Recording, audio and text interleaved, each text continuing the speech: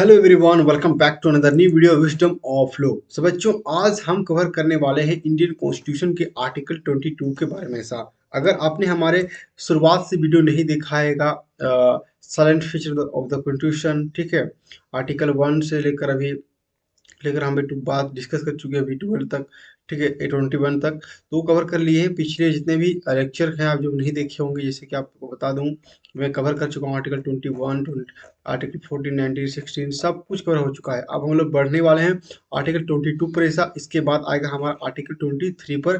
पूरा detail video अच्छे से कंसेप्ट आपका क्लियर हो जाएगा। ओके, तो आज हम बहुत ही अच्छे टॉपिक पर बात करने वाले हैं, जो कि बात करता है कि आर्टिकल 21 सेफ गार्ड, ठीक ना, जो बात करता है safe guard against arbitrary arrest और एंड डिटेन, ठीक है।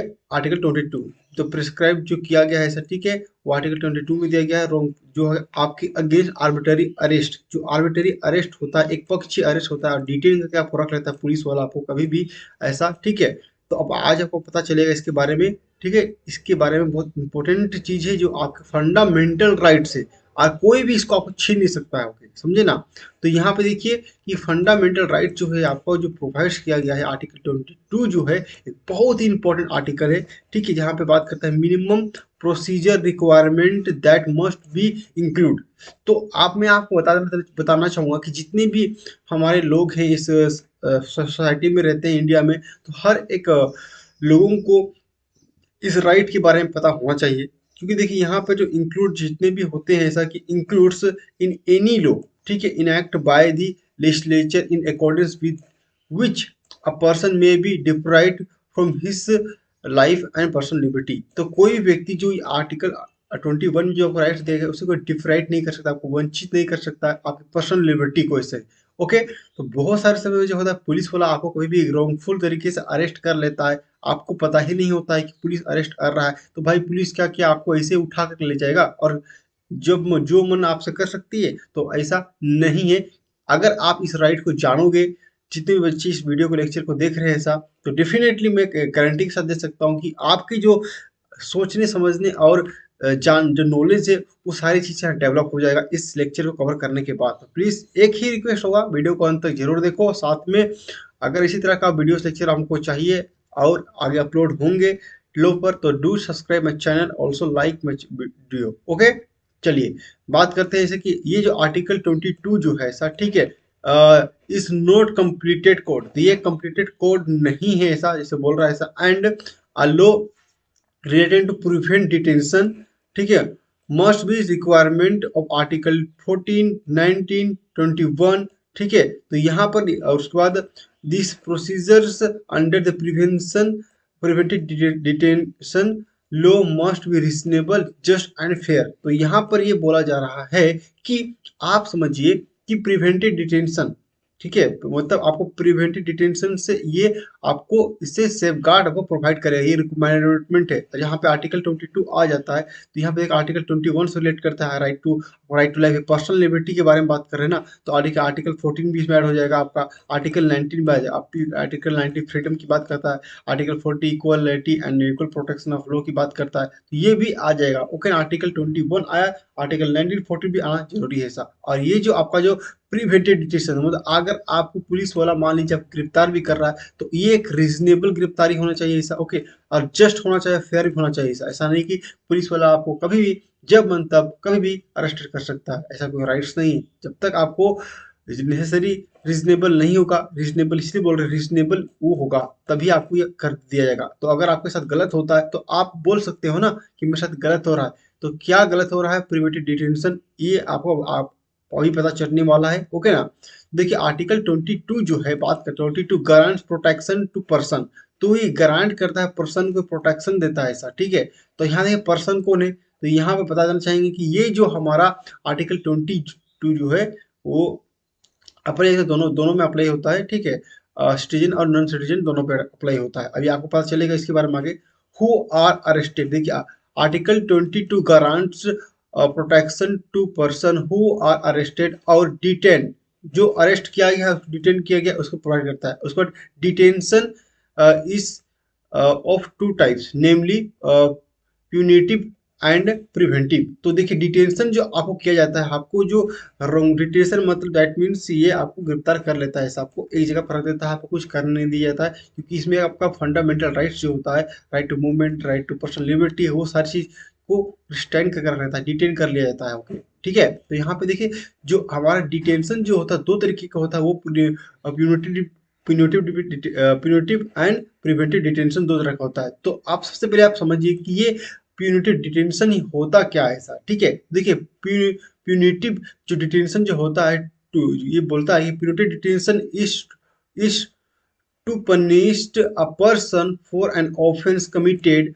by him after trial and conviction in court। तो यहाँ पे ये बोल रहा है कि समझिए आपकी कंप्यूटेड डिस्टिंक्शन ये होता है कि कोर्ट के द्वारा जो है कन्विक्शन किसी को कर लिया गया, उसके बाद उसे डिटेन कर दिया जाता है।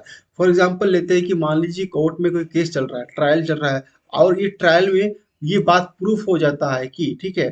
फॉर एग्जांपल जैसे कि राहुल गांधी का भी एग्जांपल ले सकते हैं, अभी अभी फिलहाल रिसेंटली में उनको अरेस्ट, उनको सजा हुई है सर, ठीक है। तो देखिए जब केस हुआ था उस समय तो उनको सजा नहीं हुआ था, डिफेमेशन का केस था भी। ओके ओके, तो उनको केस नहीं हुआ था, सजा नहीं हुआ था, तो उनको डिटेन करके नहीं रखा गया था। लेकिन 2019 में ये मामला आया उनका, जो है 2019 था उनका मामला आया उसमें, और 2023 में उनको जाके उनको जेल में रखा गया। तो ये जो है बाद में जो उनको सजा जो मिला, कन्विक्शन जो मिला, उसके बाद उसको अरेस्ट कर दिया गया, ठीक है, उसके बाद अरेस्ट कर दिया। तो इसको बोलते हैं हम लोग प्यूनिटिव डिटेंशन कहते हैं साहब, मतलब कोर्ट सजा सुना दिया, कन्विक्टेड कर दिया, अब कोर्ट ने माना, सब चीज जाना, अब उसको ऑफेंस की लेबल किया, तब जाकर के उसको गिरफ्तार किया गया। ओके ना।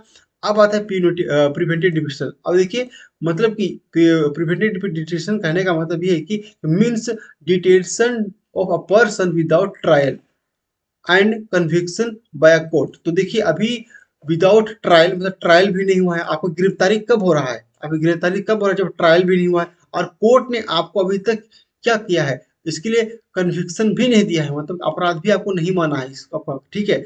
तब आपका डिटेंशन होता है। जैसे कि पुलिस क्या करता है इन्वेस्टिगेशन करने के लिए, जैसे किसी का एफआईआर रजिस्टर होता है तो तुरंत एक्यूज्ड पर्सन क्या करता है, गिरफ्तार कर लेता है ऐसा। तो ऐसी स्थिति में ये प्रिवेंटिव डिटेंशन कहलाता है। तो यहाँ पे देखिए ये बोल रहा है कि इट्स पर्पस इज नॉट, इसका पर्पस क्या है, प्रिवेंटिव डिटेंशन का पर्पस क्या है समझिएगा। It purpose is not to punish a person for a past offence but to prevent him from committing an offense in the near future. तो यहाँ पे देखिए उस व्यक्ति को हम लोग प्रिवेंटिव डिटेंशन कर रहे हैं जो कि पहले से एक ऑफेंस कर लिया है, मतलब किसी का मान लीजिए वो ऑफेंस कर लिया है, किसी के साथ मारपीट कर लिया है, वो मर्डर कर दिया किसी का ऐसा, तो उसके बाद भी उसको रोकने के लिए उस व्यक्ति को आगे वो कोई भी आगे फ्यूचर में कोई क्राइम ना करे, इसीलिए उस व्यक्ति को गिरफ्तार किया जाएगा। तो वैसी गिरफ्तारी को हम लोग कहते हैं प्रिवेंटिव डिटेंशन। जबकि अभी उसको कोर्ट में प्रूफ नहीं किया गया है किसी ने मर्डर किया है ऐसा। तो ऐसा नहीं होता कि मान लीजिए किसी के खिलाफ हम नाम दे देते हैं तो तुरंत ही हम उस व्यक्ति को अपराधी नहीं मानते हैं। जब तक ये बात कोर्ट में साबित नहीं हो जाता है कि उस व्यक्ति ने ये क्राइम किया है, तब तक हम उसको नहीं कहते हैं कि वो एक्यूज पर्सन है, मतलब कन्विक्टेड उसको नहीं करते हैं सर, जब कोर्ट कन्विक्टेड नहीं करता है। तो बेसिकली दो डिफरेंस थिंग था। यहाँ पे देखिए ट्रायल होने के बाद, सब कुछ होने के बाद बाद में हम उसको अरेस्ट कर रहे हैं, लेकिन यहाँ प्रिवेंटिव डिसीजन में मतलब अभी तक कुछ भी ट्रायल भी नहीं हुआ, कन्विक्शन भी नहीं हुआ, उसके बाद आप पहले उससे पहले ही अरेस्ट कर ले रहे हैं साहब। ये दोनों में डिफरेंस ये है। अब ये दोनों पॉइंट समझ गए तो आगे मैं जो भी पॉइंट बताने वाला हूँ वो आपको मदद करेगा। देखिए एक प्राइवेट पर्सनल लिबर्टी के बारे में जो एक गोपालन केस है, उसमें गोपालन जो स्टेट ऑफ महाराष्ट्र में इसे बताया गया था ऐसा। ओके पर्सनल लिबर्टी के बारे में। लेकिन और यहाँ पे देखिए मेनका गांधी का जो केस है ऐसा, बहुत ही लैंडमार्क केस है दोनों केस ऐसा। चाहे पर्सनल लिबर्टी के जो मतलब इसमें होता है कि मतलब live right to life with human dignity. तो आपको ह्यूमन डिग्निटी की बात करता है ऐसा, कि ऐसा नहीं कि आप किसी को अरेस्ट करते हो तो भाई साहब उसके ह्यूमन राइट्स का वायलेशन होता है, उसका फंडामेंटल राइट्स जो होता है उससे आप उसे वंचित करते हैं। आर्टिकल 21 जो उसको राइट टू लाइफ जो दिया गया है विथ ह्यूमन डिग्निटी, तो उसको आप वायलेट करते हो। तो इसीलिए पर्सनल लिबर्टी जो है एक बहुत बड़ा वाइड टर्म है ऐसा, ठीक है। तो इसीलिए किसी का अगर प्रिवेंटेड डिटेंशन होता है या प्रिवेंटिव डिटेंशन होता है, दोनों बहुत ही किसी भी व्यक्ति का जो राइट्स होता है उसको डिटेन कर लिया जाता है, उसको वॉल्यूशन कर लिया जाता है। तो इसीलिए इस बात को ख्याल में रखा जाता है कि भाई साहब किसी को अरेस्ट करना है तो मतलब उसको प्रॉपर, रीजनेबल एंड फेयर होना चाहिए, ये बात मैंने, और जस्ट होना चाहिए, जैसे कि मैंने आप सबको कहा है ऐसा। ओके, इसीलिए तो ये दो केस है, आप देख लीजिएगा, जो कि बात करता है सिर्फ पर्सनल लिबर्टी और ह्यूमन डिग्निटी के बारे में। ओके, चलिए आगे बढ़ते हैं। आप देखिए इस क्लाउज में, अब देखिए बेयर एक्ट के प्रोविजन में आते हैं, तो ये देखिए हमारा ये जो है बेयर एक्ट के प्रोविजन में आते हैं, तो क्या हमें राइट्स प्रोवाइड करता है। तो देखिए हम बेसिकली आर्टिकल जो है इसका 22, जो आर्टिकल 22 के जो सब क्लास 1 और 2 जो है, सब क्लास 1 और 2, और आपको जो है 4 राइट्स प्रोवाइड करते हैं साथ। जैसे आर्टिकल सब क्लास 1 जो है, आर्टिकल 22 का सब क्लास 1 जो है वो आपको 2 राइट्स प्रोवाइड करते हैं, ये 1 और ये बी। और आर्टिकल 22 का जो क्लास 2 जो है, ये आपको 2 राइट्स प्रोवाइड करते हैं, सी एंड इधर डी, ये साथ। ठीक है, तो चलिए आपको बताते हैं। देखिए यहाँ आर्टिकल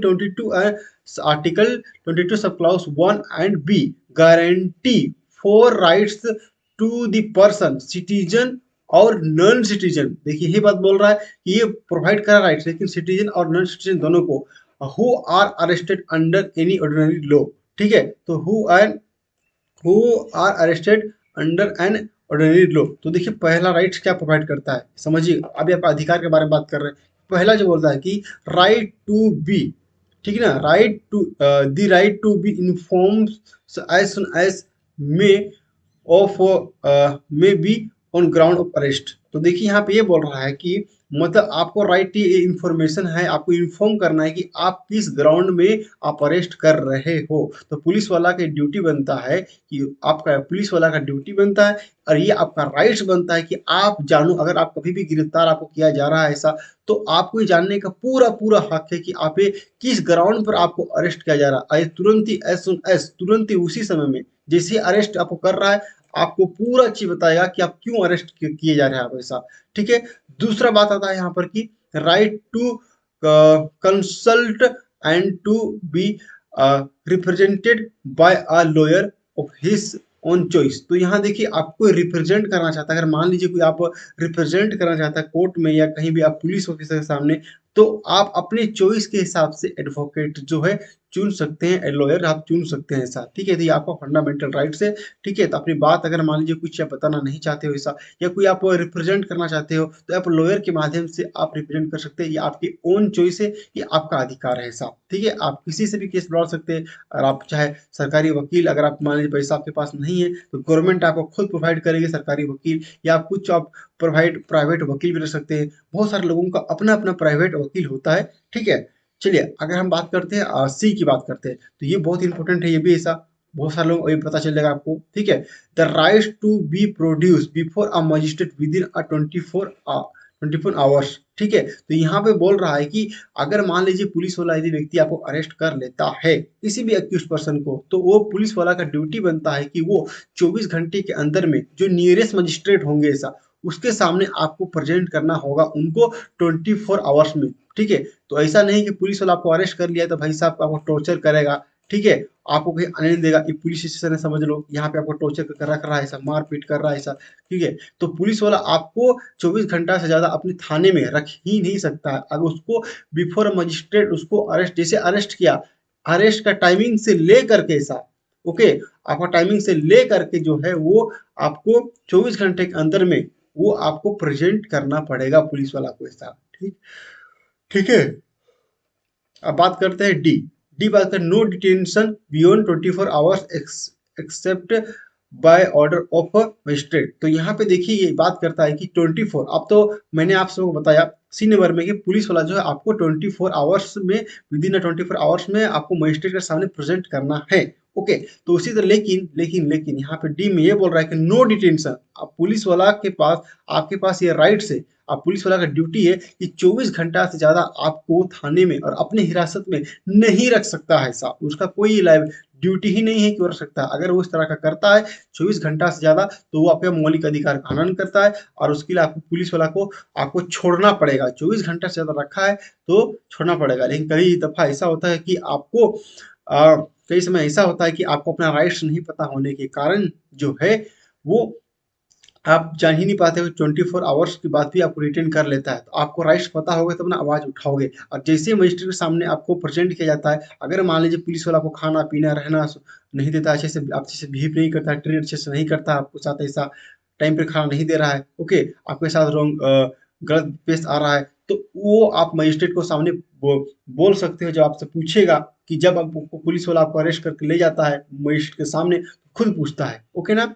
तो ये आपको राइट्स में मैंने बता दिया ऐसा, और 24 आवर्स से ज़्यादा आपको अरेस्ट नहीं कर सकता है, ठीक है। तो यहाँ पे देखिए सुप्रीम कोर्ट ने गाइडलाइंस दिया था, बहुत सारे गाइडलाइंस दिया अरेस्ट को लेकर। सुप्रीम कोर्ट ने बहुत बड़ा पहले बहुत गाइडलाइंस दिया है, क्योंकि पुलिस वाला जो क्या करता है, आपने कभी उनको अरेस्ट करने में बहुत सारे वो मिस्टेक करते हैं, और बहुत सारे लोगों के फंडामेंटल राइट्स को जो है वायलेट करते हैं। तो पुलिस वाला अपना पावर का कभी कभी बहुत ही गलत इस्तेमाल करता है, जिसके कारण सुप्रीम कोर्ट में बहुत सारे जब केस जाते हैं, सुप्रीम कोर्ट में अपने जो केस में है उसमें बहुत सारे गाइडलाइंस दिए हैं। चलिए मैं आप सबों को कुछ बताता हूँ इसमें, जो कि एक केस है, ठीक है, दो केस हम डिस्कस करेंगे, डीके बासु, ठीक है, versus state of West Bengal, और एक केस है जो जो Joginder Kumar versus state of UP, 1994 का केस है, सुप्रीम कोर्ट एसएससी, ठीक है, 260, ठीक है। तो यहाँ पे ये बोला था है कि सुप्रीम कोर्ट, ठीक है, supreme court has laid down guidelines governing arrest of a person during the investigation.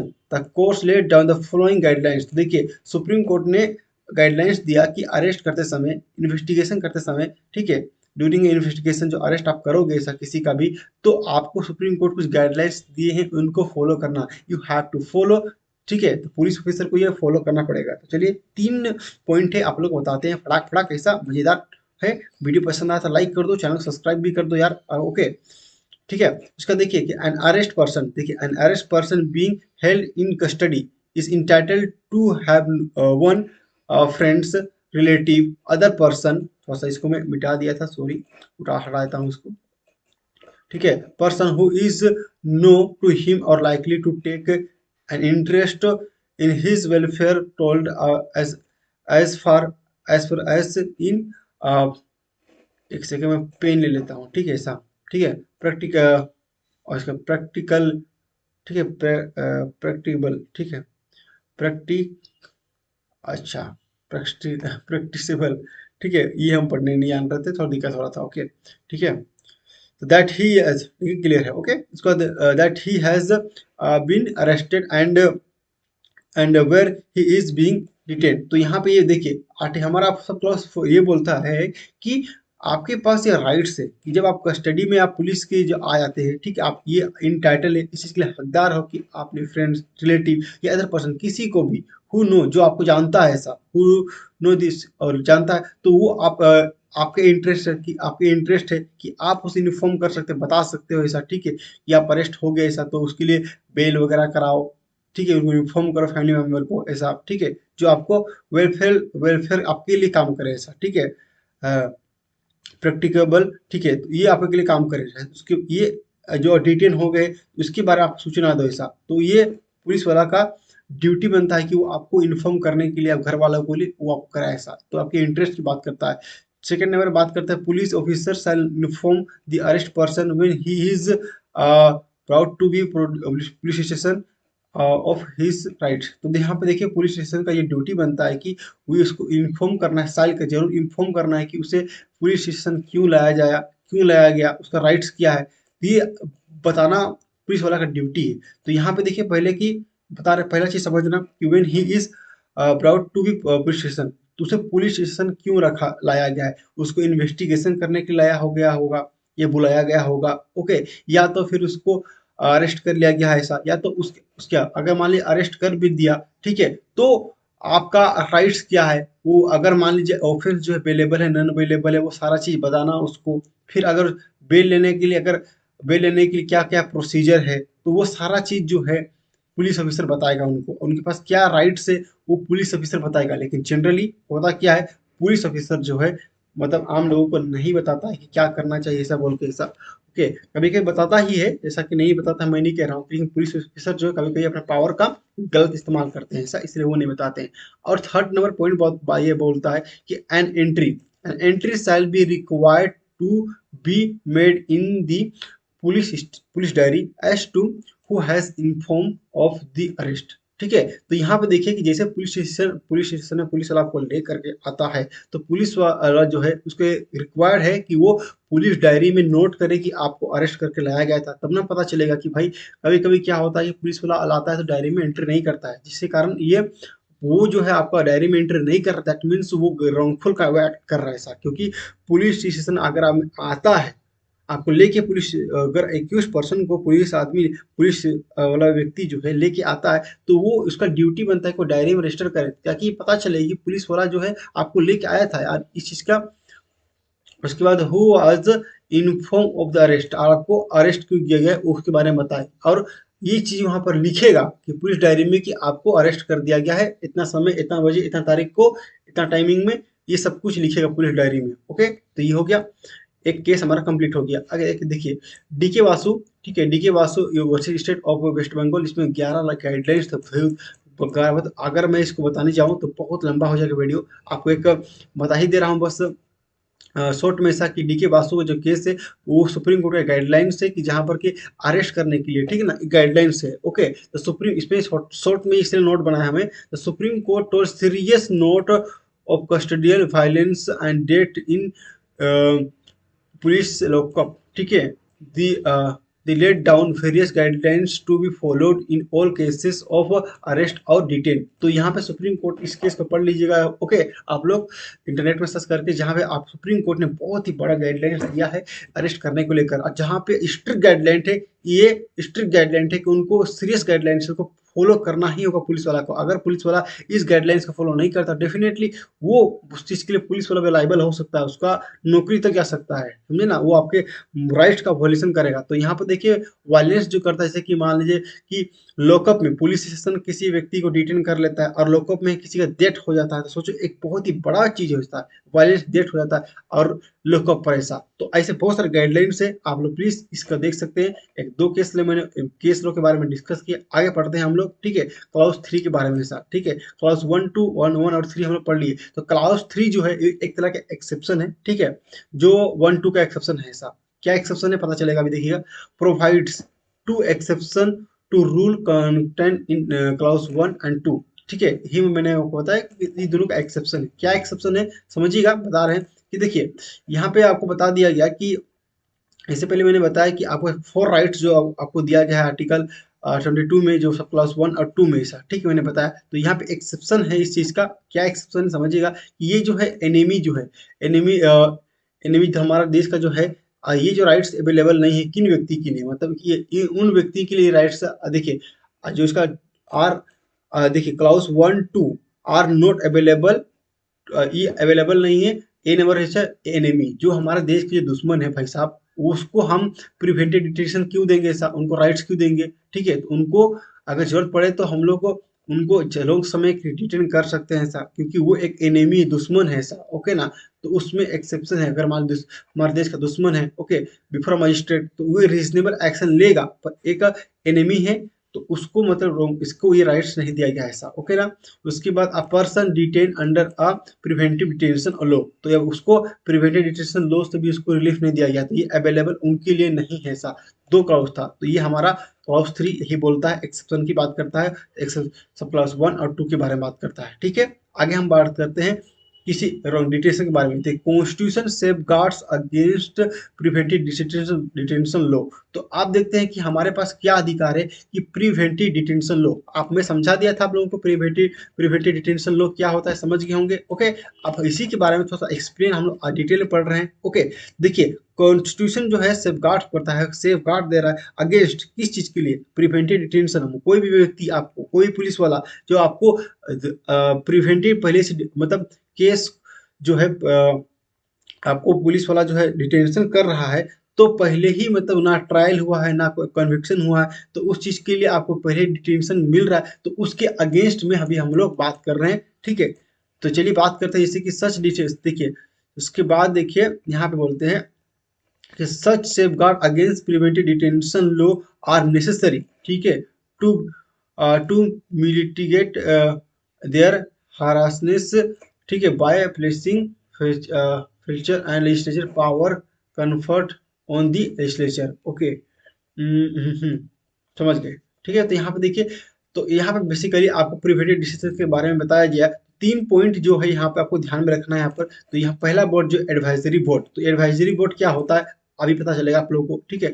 उसके composition and procedure of advisory board, ये क्या है इसके बारे में बात करें। फिर ground of detail and representation, ठीक है। तो यहाँ पर देखिए सबसे इंपॉर्टेंट चीज जानने वाली बात है प्रिवेंटिव डिटेंशन, उसके बारे में। तो एडवाइजरी बोर्ड होता क्या है भाई साहब, ये एक तरह का बोर्ड होता है, ठीक है, जो कि क्लाउज 4 में आपको डील करता है ऐसा। उसके प्रायर जो है 44 अमेंडमेंट इसमें आया था, ठीक है। उसके बाद ये बोलता है कि नो लो, ठीक है। ये क्या बोलता है क्लाउज 4, समझिएगा कि no law providing for preventive detention authorised the detention of a person for a long period than 3 months. देखिए तो कोई भी आपको अगर मान लीजिए कोई डिटेंशन कर लग रहा है, फिर प्रिवेंटिव डिटेंशन, मतलब प्रिवेंटिव डिटेंशन कहने का मतलब कि अगर पुलिस वाला आपको, मैंने बता दिया प्रिवेंटिव डिटेंशन का मतलब, ये 3 मंथ से आपको ज्यादा वो नहीं रख सकता है कंडीशन में, जब तक आप कन्विक्शन नहीं होगा। तो आपको फंडामेंटल राइट है, याद रखना, ये 3 मंथ से ज्यादा आपको नहीं रख सकता है प्रिवेंटिव डिटेंशन में, ओके ना।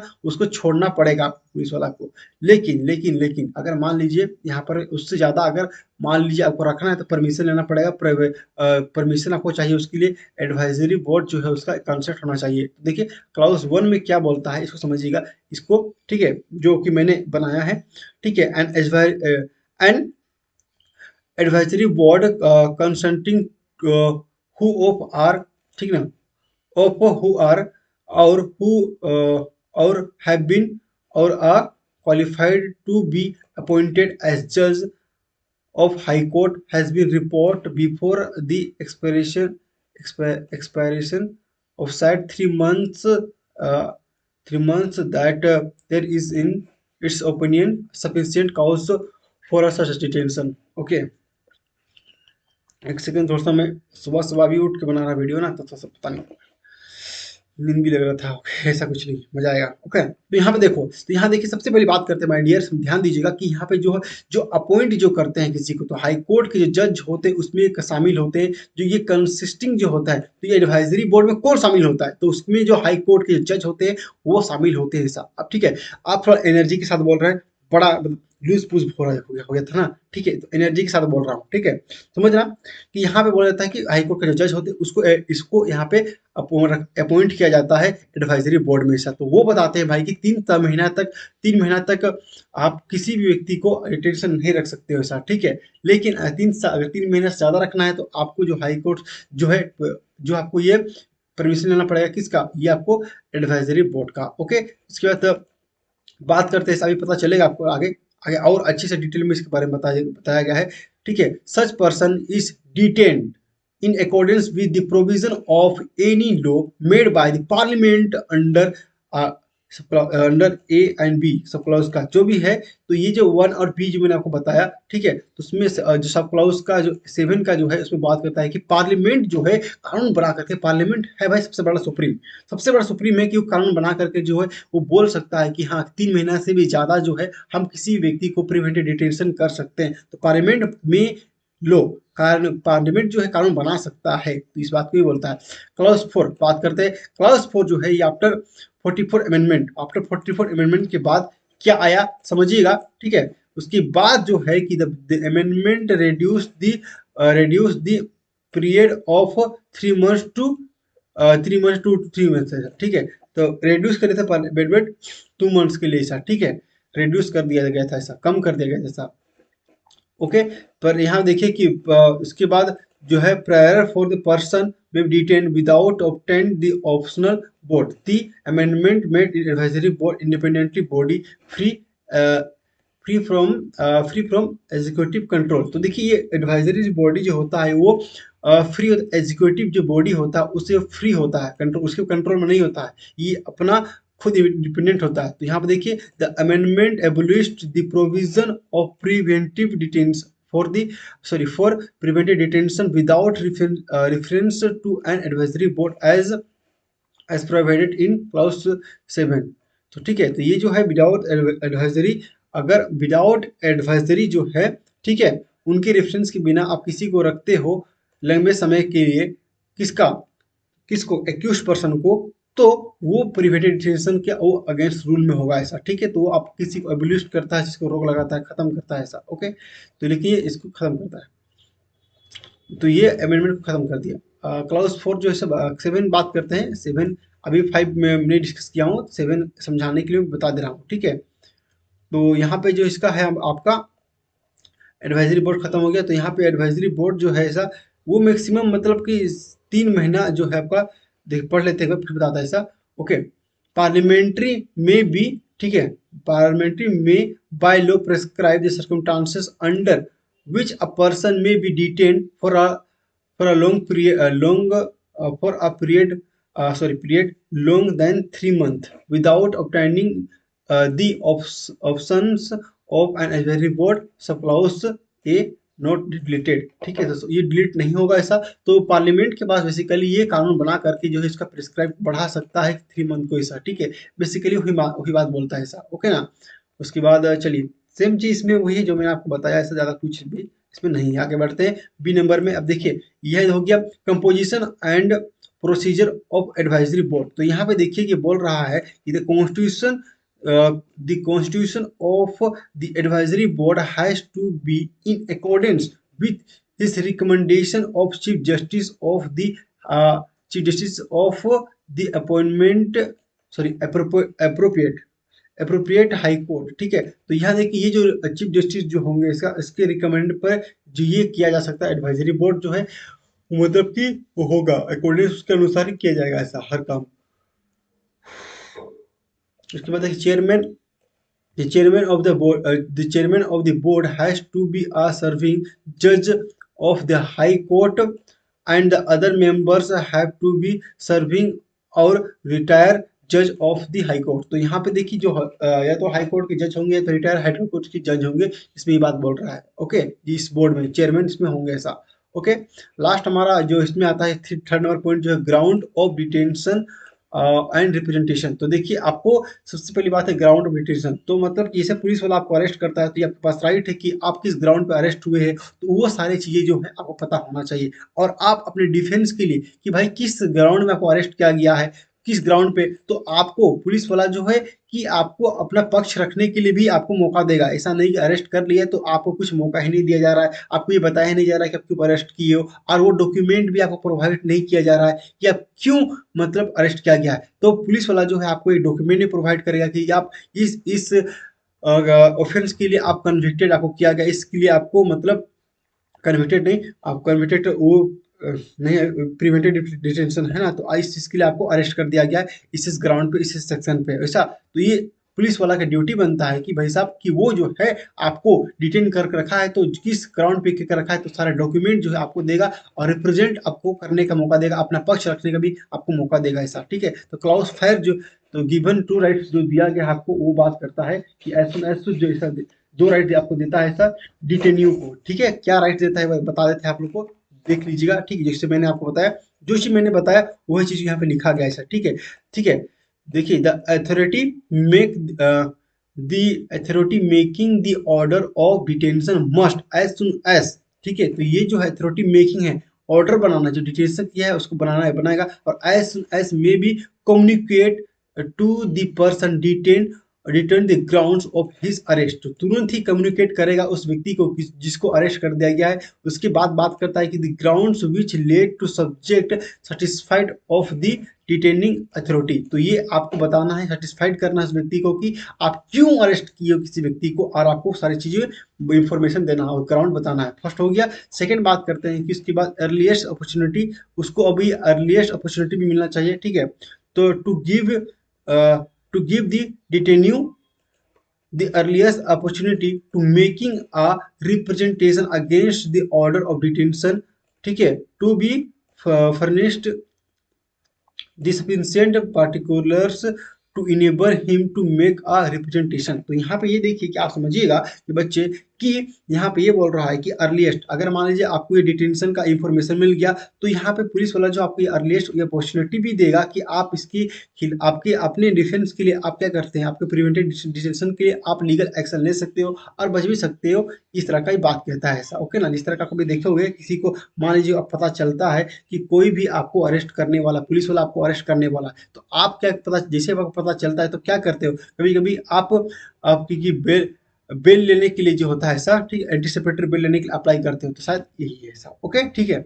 नेक्स्ट हम बात करें 6 नंबर की बात करते हैं। ये जो है इसका ही एक्सेप्शन है। एक्सेप्शन क्या है कि fact which are against the public interest would not be disclose under sub clause 5। तो ध्यान देखिए, मैंने आपको बताया कि अभी मान लीजिए पुलिस वाला आपको अरेस्ट कर रहा है तो आपको बहुत सारे डॉक्यूमेंट बताएगा कि ये देखिए, आप कुछ पेपर शो करेगा कि आपको क्यों मतलब अरेस्ट किया जा रहा है। तो वो सारी चीज आपको जो आपको कम्युनिकेट करेगा, तो वो चीज जो है मान लीजिए वो जुड़ा हुआ पब्लिक इंटरेस्ट से जुड़ा हुआ है, जिससे कि अगर मान लीजिए कि वो डिस्क्लोज करता है कि मैं आपको बता दूंगा, और जो पब्लिक इंटरेस्ट के खिलाफ है, जिससे बता देगा तो पब्लिक में एक मतलब कि वो पब्लिक इंटरेस्ट के अगेंस्ट, जैसे कि आप दंगा हो सकता है, कुछ भी हो सकता है, पब्लिक इंटरेस्ट में नहीं है, ठीक है। तो वैसे में आप पुलिस वाला आपको रिफ्यूज कर सकता है, वो डिस्क्लोज नहीं करेगा, आपको बताएगा नहीं कि क्यों, कि आपको अरेस्ट कर दिया गया है, क्यों, वो ग्राउंड आपको नहीं देगा अगर वो मामला जुड़ा हुआ है पब्लिक इंटरेस्ट से। जबकि ये गलत है, बताना चाहिए, क्योंकि किसी व्यक्ति का जो है फिर फंडामेंटल राइट्स का वायलेशन होता है, पर्सनल लिबर्टी का वायलेशन होता है, लेकिन पब्लिक इंटरेस्ट को यहाँ ज़्यादा महत्व दिया गया है एक व्यक्ति के मुताबिक, ठीक है, क्योंकि वो पब्लिक एट लार्ज जो व्यक्ति है उस सबको प्रोवाइड करेगा इसीलिए, ठीक है। तो ये रहा इस तरह का हमारा ये आज का 6 नंबर भी हो गया। 7 नंबर आपको बता ही दिया हुआ, ओके। तो ये भी आपका 22 ऐसा हो गया। तो बेसिकली ये भी जो मैं बताया ये भी प्रिवेंटिव डिटेंशन का एक पार्ट है ऐसा। बेसिकली आज हम लोग कवर कर लिए माय डियर, जो है हमारा इंडियन कॉन्स्टिट्यूशन के आर्टिकल 22 को हम लोग कवर कर चुके हैं। एक एक लाइन, एक एक चीज मैंने आपको बताया। मैं अपना कोशिश किया कि मैं अपना बेस्ट दूं ऐसा, ओके। और कोशिश करूंगा कि और अच्छे से हम लोग नए नए टॉपिक्स पर पढ़ेंगे ऐसा। तो आई होप अगर ये वीडियो पसंद आया हो तो please do subscribe my channel, okay. उसके बाद लाइक भी कर दीजिए, शेयर भी कर दीजिए अच्छा लगे तो ऐसा, ओके। और जितने वीडियोस आ रहे हैं और उसको पूरा कंटिन्यू वॉच कीजिए ऐसा, इसका नोट्स वगैरह सब मिलेगा। लेकिन आप नोट्स के लिए आप हमारे टेलीग्राम चैनल पे जा सकते हैं, आप हमको पर्सनली इंस्टाग्राम पे भी कमेंट कर सकते हैं नोट के लिए ऐसा, हमारे इंस्टाग्राम पर ऐसा। तो मैं आपको हर चीज़ को प्रोवाइड करूंगा ऐसा। तो नेक्स्ट हमारा वीडियो आएगा आर्टिकल 23, ठीक है, उसके बाद 24, 25, इस तरह से सब कुछ मैं पढ़ा के खत्म कर दूंगा ऐसा। तो चलिए इस वीडियो में ही मिलते हैं नेक्स्ट वीडियो में। जुड़े रहे हमारे चैनल विजडम ऑफ लॉ के साथ। बहुत बहुत धन्यवाद बच्चों, आप सबों का हमारे साथ जुड़ने के लिए। Love you all, bye bye everyone.